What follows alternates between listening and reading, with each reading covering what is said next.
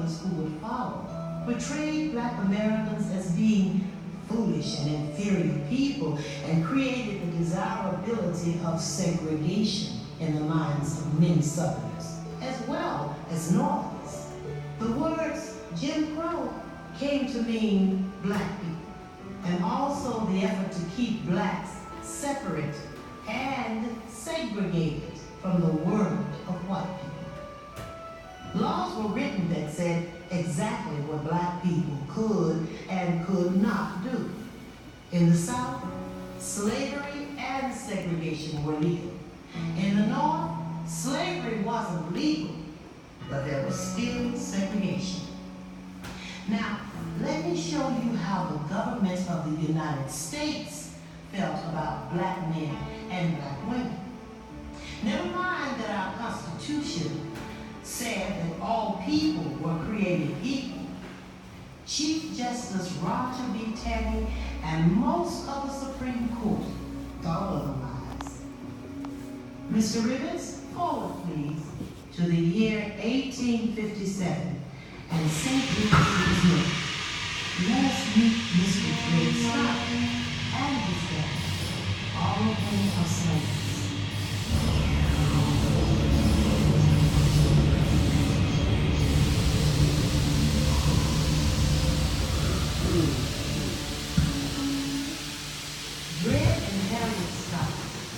Trying to win their family's freedom from slavery through the courts for 11 years now. They believe they are entitled to that freedom because their owner had at one time taken them to live in free territory in the North. A St. Louis court supported their claim, but that decision was overruled and their case reached the Supreme Court of the United States. Today, they have received news that has crushed their hope for freedom. The Supreme Court has ruled that Dred Scott and his family and all slaves are the property of their owners, cannot be considered United States citizens, and can have no claim to freedom. 11 years, Papa. We've been told we'd be slaves, then we'd be free, then we'd be slaves again. And Mr. Tanner said we've never been free. Yeah, and he said we'd be subordinate and inferior human beings. That we're born to be slaves and nothing else. No more rights than a dog. He lies to her. Justice claimed to be a slave owner. He never going to talk about his life. Don't mean he's right. He's right enough to send us off to some old master who whoop us and send us to the field and pick this cotton. Hush, Lizzie. Ain't nobody selling us. This is owned by Miss Irene. And she ain't selling us to nobody. We still own, just like some furniture, just like this here table. But maybe she free us. She's married to Master Chafee, who needs an abolitionist and don't want no slaves. We hope you're right, Miss Everett. We can hope. Y'all gonna look, and I'm fixing to make my way now. Listen! Because of his efforts to gain freedom, Dred Scott became the most famous slave in America. The Dred Scott decision was a much disputed ruling and caused a stir across America.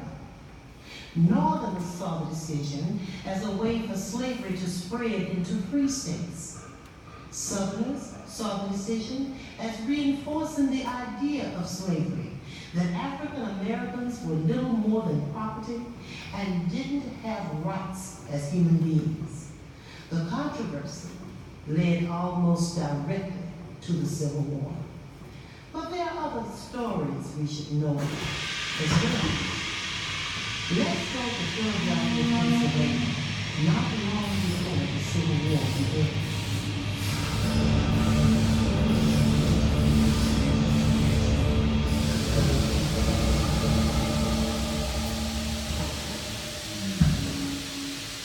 It is estimated that 75,000 slaves escaped to the free northern states and to Canada in the years before the Civil War. Harriet Tubman and Henry Brown were two of them with different but equally astonishing stories. While they never actually met, had they done so, their conversation might have sounded like this. Miss Tubman. And there will I be when I ship myself out of old Virginia to freedom of law. That box was much too small to hold you. Hold me it did. As slick as a hog in a water. And then but a flask of water to keep me. Railroad agents down there can't reach, spend most of my trip upside down on my head. We each go north in our own way, Mr. Brown. Box Brown, they calls me now. Mr. Box Brown. Many times you done knocked them back and never got caught. You be lucky, Miss Harris. Not luck, just a case of blending in. Blending in? I be small and I dress small. Look like four good slave child out shopping for masters. Say, you carry pills for that? I do. Needs be I use it on folks changing their minds. Had a passenger pregnant in Canada say he got to go back. I said, you be free or die.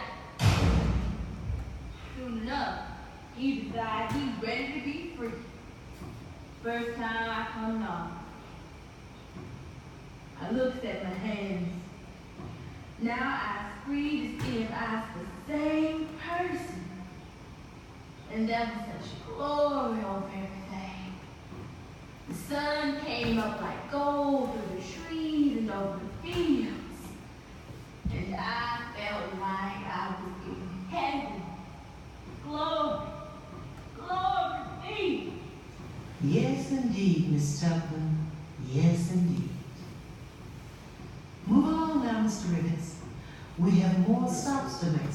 But before we go, let me remind you that Harriet Tubman blended in even better during the Civil War. She served as a spy for the Union armies, reporting Confederate troop movements to Northern commanders.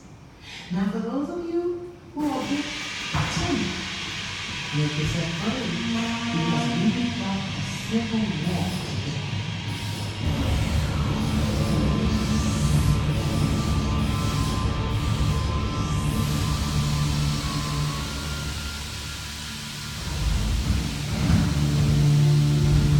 It was a terrible time for Northerners and Southerners alike. Hundreds of thousands died or were horribly injured on both sides. The North didn't set out to free the slaves. It was fighting to preserve the Union. President Lincoln did proclaim an end to slavery in 1863, but only in the slave-holding Confederate states. It took Union victory to free all of the slaves. After the Union won the Civil War, federal laws and constitutional amendments were enacted that seemed to give us freedom and opportunity. We could get paid for our work, we could go to school, we could vote, we could even get elected to Congress. But in the South, the same old forces were trying to keep us back, keep us down, keep us separate through intimidation, violence, and terror. But listen to this. No state shall make or impose any law which shall abridge the privileges or immunities of citizens of the United States. That was part of the 14th Amendment to the Constitution of the United States. It means that denying us our rights as citizens is illegal. It is clear to me that even after the Civil War and the freeing of all the slaves, people in the South didn't want to listen. Remember the name Jim Crow? Well, Jim Crow laws have been passed. They keep us from voting, going to their schools, and getting certain jobs. They also keep us out of public parks, stores, hospitals, hotels, and restaurants. In some places, we can't walk on their side of the street without permission. We have to sit in separate cars on trains, and the seats that are assigned to us are old and uncomfortable. We know these Jim Crow laws are wrong and unconstitutional, and we aren't going to give up so easily. We have rights, and we are willing to fight for them in the courts. Mr. Lee, take us to New Orleans, Louisiana, to the year 1892.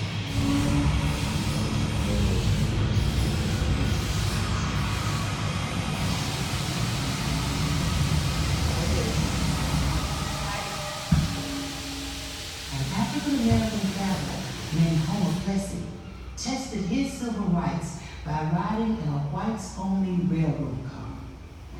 Because he looked white, he was selected by the Louisiana Civil Rights Organization to buy a first-class ticket on a train. He bought the ticket, sat in the first-class whites-only car. Then the train's conductor was told that Plessy was a Negro. You can imagine what happened next. We know you be a color. If by color you mean Negro, then yes, I am somewhat a Negro. You see, my grandmother was of African descent.